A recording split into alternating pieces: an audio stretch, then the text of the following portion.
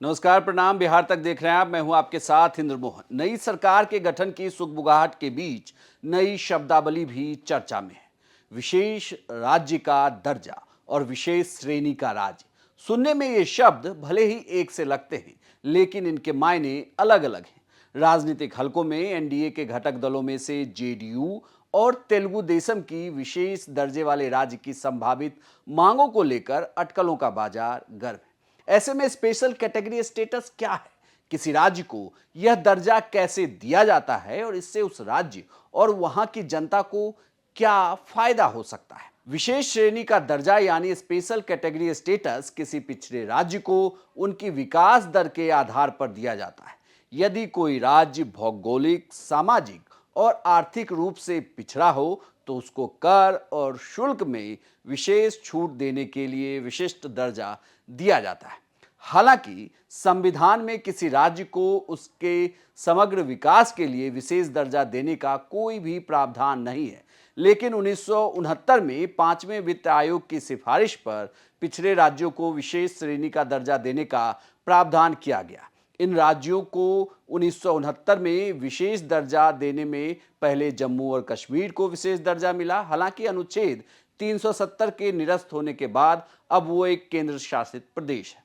इसके बाद पूर्वोत्तर के असम और नागालैंड ऐसे पहले राज्य थे जिन्हें 1969 में विशेष दर्जा दिया गया था।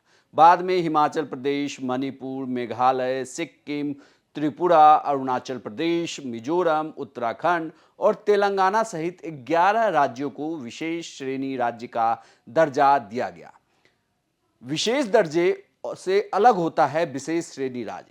तत्कालीन कांग्रेस की सरकार यूपीए सरकार के तहत 18 फरवरी 2014 को संसद ने विधेयक पारित कर तेलंगाना को आंध्र प्रदेश से अलग कर विशेष दर्जा दिया। इसके बाद 14वें वित्त आयोग ने पूर्वोत्तर और 3 पहाड़ी राज्यों को छोड़कर शेष राज्यों के लिए विशेष श्रेणी का दर्जा समाप्त कर दिया। ऐसे राज्यों में संसाधन अंतर को कर हस्तांतरण के माध्यम से समायोजित करने का सुझाव दिया गया। इसके लिए कर हस्तांतरण को 32% से बढ़ाकर 42% करने की सिफारिश भी की गई।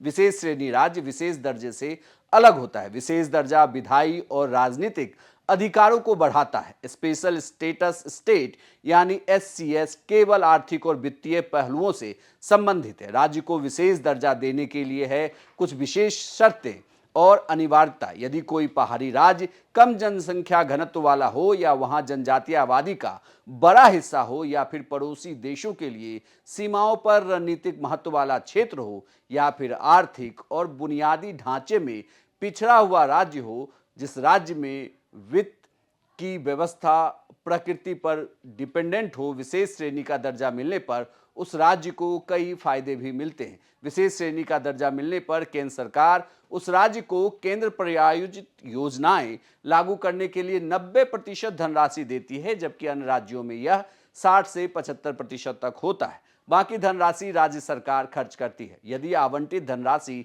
खर्च नहीं की जाती तो वह समाप्त नहीं होती, वह कैरी फॉरवर्ड यानी आगे ले जाया जाता है। राज्य को सीमा शुल्क, आयकर और कॉरपोरेट कर सहित कई करों और शुल्कों में भी महत्वपूर्ण रियायतें मिलती है।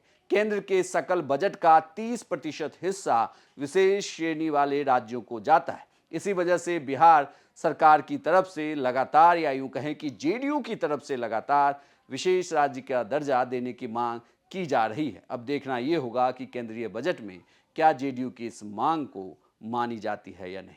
आपको यह जानकारी कैसी लगी हमें कमेंट बॉक्स में लिखकर जरूर बताइएगा और बिहार की तमाम खबरों के लिए देखते रहिए सिर्फ बिहार तक।